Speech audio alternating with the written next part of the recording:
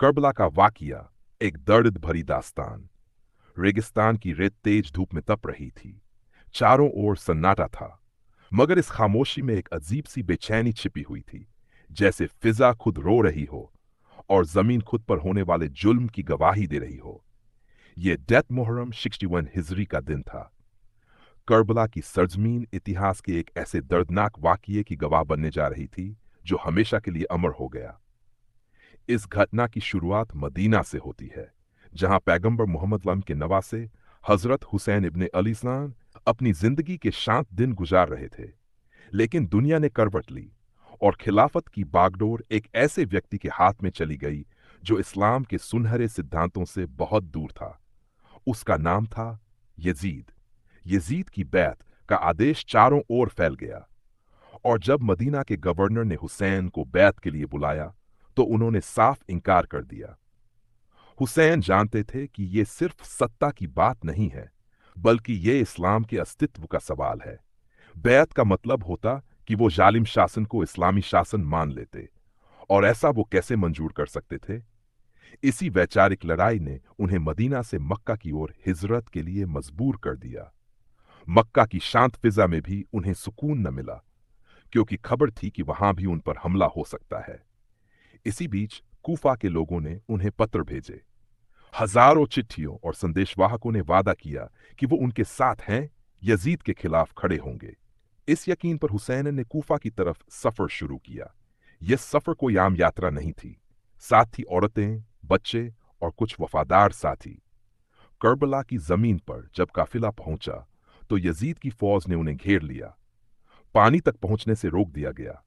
फुरात नदी किनारे थी, लेकिन प्यासे थे हुसैन और उनके साथी। दीन के लिए कुर्बानी देने का फैसला हो चुका था। सिर मुहर्रम को पानी बंद कर दिया गया।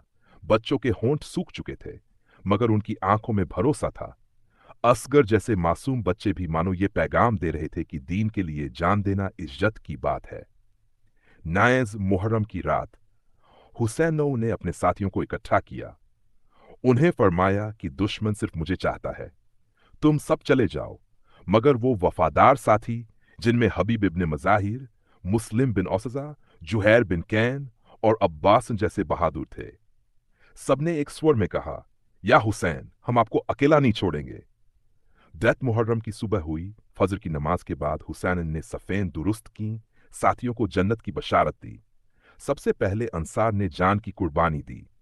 एक एक करके काफिला ए वफा का हर फर्द शहीद होता गया।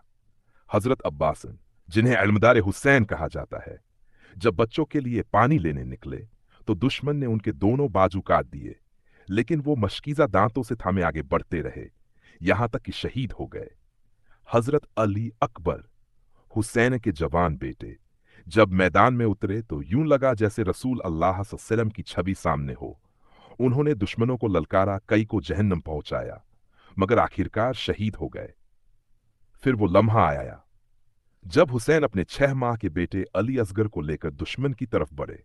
उन्होंने कहा, अगर मुझ पर रहम नहीं करते तो इस मासूम पर रहम करो, इसे पानी दे दो। जवाब में तीर आया और अली असगर की गर्दन पर लगा। हुसैन ने खून उठाया, आसमान की तरफ उछाला और जमीन पर भी गिरा दिया, ताकि कयामत तक ये गवाही बाकी रहे। आखिर में खुद हुसैन मैदान में उतरे, प्यास, थकन, गम, मगर बहादुरी की मिसाल। शेर की तरह लड़े।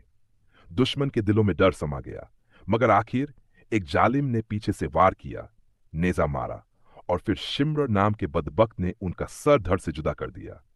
हुसैन का सर नेजे पर उठा दिया गया। अहले बैत की औरतों और बच्चों को कैद कर लिया गया। जैमत की मिसाल। दुश्मनों को ललकारा, हक की गवाही दी। करबला का वाकया सिर्फ एक जंग नहीं, ये एक कुर्बानी थी, वफा थी, सब्र था, हक की खातिर सर झुका देने की बेमिसाल दास्तान।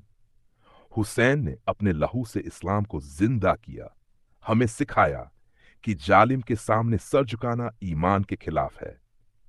आज भी अगर कोई जुल्म के खिलाफ खड़ा होता है तो वो दरअसल हुसैन के रास्ते